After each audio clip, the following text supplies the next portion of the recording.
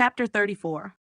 When they were gone, Elizabeth, as if intending to exasperate herself as much as possible against Mr. Darcy, chose for her employment the examination of all the letters which Jane had written to her since her being in Kent. They contained no actual complaint, nor was there any revival of past occurrences or any communication of present suffering. But in all, and in almost every line of each, there was a want of that cheerfulness which had been used to characterize her style, and which, proceeding from the serenity of a mind at ease with itself and kindly disposed towards everyone, had been scarcely ever clouded. Elizabeth noticed every sentence conveying the idea of uneasiness with an attention which it had hardly received on the first perusal. Mr. Darcy's shameful boast of what misery he had been able to inflict gave her a keener sense of her sister's sufferings. It was some consolation to think that his visit to Rosings was to end on the day after the next, and a still greater, that in less than a fortnight she should herself be with Jane again, and enabled to contribute to the recovery of her spirits by all that affection could do. She could not think of Darcy's leaving Kent without remembering that his cousin was to go with him. But Colonel Fitzwilliam had made it clear that he had no intentions at all, and, agreeable as he was, she did not mean to be unhappy about him.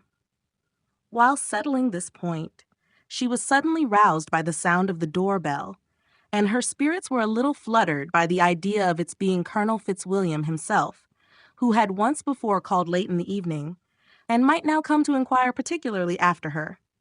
But this idea was soon banished, and her spirits were very differently affected when, to her utter amazement, she saw Mr. Darcy walk into the room. In a hurried manner, he immediately began an inquiry after her health, imputing his visit to a wish of hearing that she were better. She answered him with cold civility. He sat down for a few moments, and then, getting up, walked about the room. Elizabeth was surprised, but said not a word. After a silence of several minutes, he came towards her in an agitated manner, and thus began, "In vain I have struggled. It will not do. My feelings will not be repressed. You must allow me to tell you how ardently I admire and love you." Elizabeth's astonishment was beyond expression. She stared, colored, doubted, and was silent. This he considered sufficient encouragement, and the avowal of all that he felt and had long felt for her immediately followed. He spoke well, but there were feelings besides those of the heart to be detailed, and he was not more eloquent on the subject of tenderness than of pride.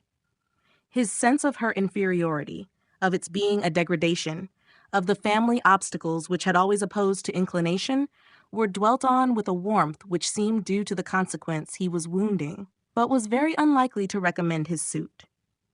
In spite of her deeply rooted dislike, she could not be insensible to the compliment of such a man's affection, and though her intentions did not vary for an instant, she was at first sorry for the pain he was to receive, till, roused to resentment by his subsequent language, she lost all compassion in anger.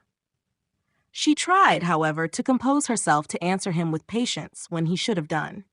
He concluded with representing to her the strength of that attachment which, in spite of all his endeavors, he had found impossible to conquer, and with expressing his hope that it would now be rewarded by her acceptance of his hand. As he said this, she could easily see that he had no doubt of a favorable answer. He spoke of apprehension and anxiety, but his countenance expressed real security. Such a circumstance could only exasperate farther, and when he ceased, the color rose into her cheeks, and she said, "In such cases as this, it is, I believe, the established mode to express a sense of obligation for the sentiments avowed, however unequally they may be returned. It is natural that obligation should be felt, and if I could feel gratitude, I would now thank you. But I cannot. I have never desired your good opinion, and you have certainly bestowed it most unwillingly. I am sorry to have occasioned pain to anyone. It has been most unconsciously done, however, and I hope will be of short duration. The feelings which, you tell me, have long prevented the acknowledgement of your regard can have little difficulty in overcoming it after this explanation." Mr. Darcy, who was leaning against the mantelpiece with his eyes fixed on her face, seemed to catch her words with no less resentment than surprise. His complexion became pale with anger, and the disturbance of his mind was visible in every feature. He was struggling for the appearance of composure, and would not open his lips till he believed himself to have attained it. The pause was to Elizabeth's feelings dreadful. At length, with a voice of forced calmness, he said, "And this is all the reply which I am to have the honor of expecting. I might perhaps wish to be informed why, with so little endeavor at civility, I am thus rejected. But it is of small importance."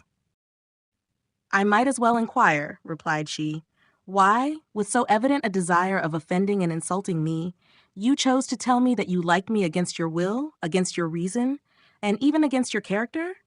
Was not this some excuse for incivility, if I was uncivil? But I have other provocations. You know I have. Had not my feelings decided against you? Had they been indifferent, or had they even been favorable?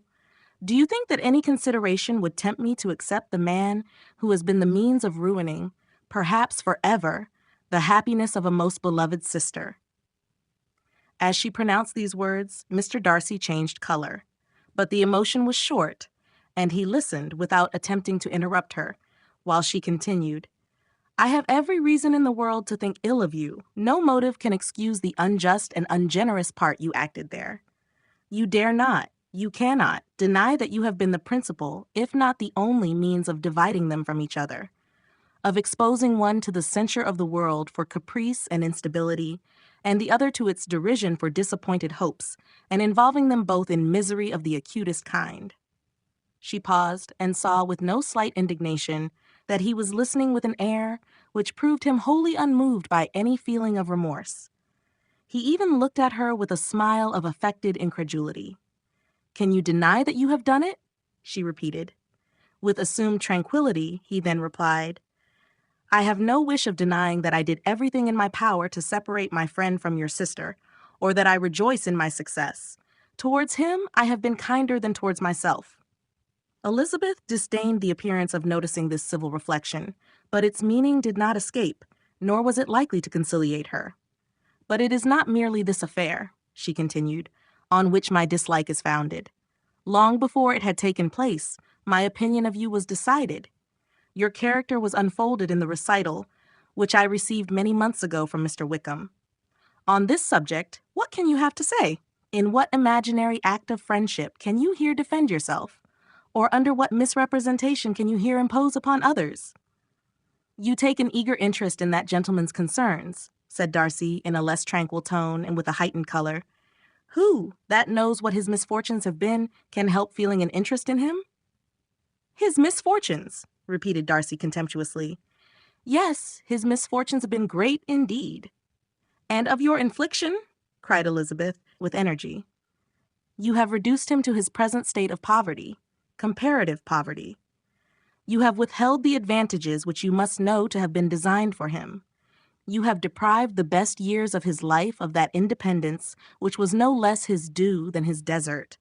You have done all this, and yet you can treat the mention of his misfortune with contempt and ridicule.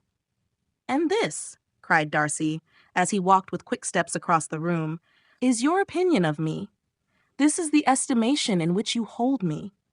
I thank you for explaining it so fully. My faults, according to this calculation, are heavy indeed. But perhaps," added he, stopping in his walk and turning towards her, "these offenses might have been overlooked, had not your pride been hurt by my honest confession of the scruples that had long prevented my forming any serious design. These bitter accusations might have been suppressed had I, with greater policy, concealed my struggles, and flattered you into the belief of my being impelled by unqualified, unalloyed inclination, by reason, by reflection, by everything. But disguise of every sort is my abhorrence. Nor am I ashamed of the feelings I related. They were natural and just. Could you expect me to rejoice in the inferiority of your connections, to congratulate myself on the hope of relations whose condition in life is so decidedly beneath my own?" Elizabeth felt herself growing more angry every moment. Yet she tried to the utmost to speak with composure when she said, "You are mistaken, Mr. Darcy, if you suppose that the mode of your declaration affected me in any other way than as it spared me the concern which I might have felt in refusing you, had you behaved in a more gentlemanlike manner."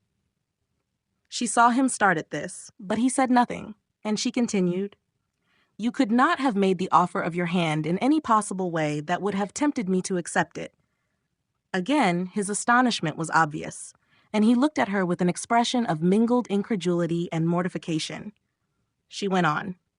"From the very beginning, from the first moment, I may almost say, of my acquaintance with you, your manners, impressing me with the fullest belief of your arrogance, your conceit, and your selfish disdain of the feelings of others, were such as to form the groundwork of disapprobation on which succeeding events have built so immovable a dislike. And I had not known you a month before I felt that you were the last man in the world whom I could ever be prevailed on to marry." "You have said quite enough, madam. I perfectly comprehend your feelings, and have now only to be ashamed of what my own have been. Forgive me for having taken up so much of your time, and accept my best wishes for your health and happiness." And with these words, he hastily left the room, and Elizabeth heard him the next moment open the front door and quit the house. The tumult of her mind was now painfully great. She knew not how to support herself, and from actual weakness sat down and cried for half an hour. Her astonishment, as she reflected on what had passed, was increased by every review of it. That she should receive an offer of marriage from Mr. Darcy, that he should have been in love with her for so many months, so much in love as to wish to marry her in spite of all the objections which had made him prevent his friends marrying her sister, and which must appear at least with equal force in his own case, was almost incredible. It was gratifying to have inspired, unconsciously, so strong an affection. But his pride, his abominable pride, his shameless avowal of what he had done with respect to Jane, his unpardonable assurance in acknowledging, though he could not justify it, and the unfeeling manner in which he had mentioned Mr. Wickham, his cruelty towards whom he had not attempted to deny, soon overcame the pity which the consideration of his attachment had for a moment excited. She continued in very agitated reflections till the sound of Lady Catherine's carriage made her feel how unequal she was to encounter Charlotte's observation, and hurried her away to her room.